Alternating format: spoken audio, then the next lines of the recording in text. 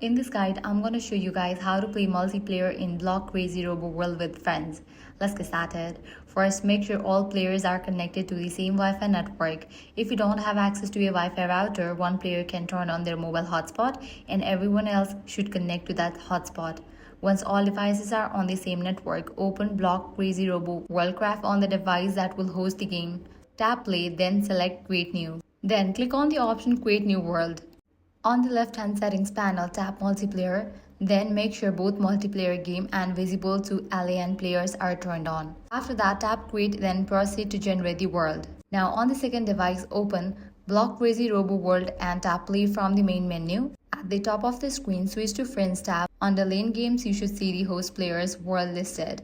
Tap the world name, then select Proceed to join the game. After a few moments, you will enter the same world and can start playing together with your friends. And that's it. That's how you can play multiplayer in Block Crazy Robo World with friends using a local Wi-Fi network or mobile hotspot.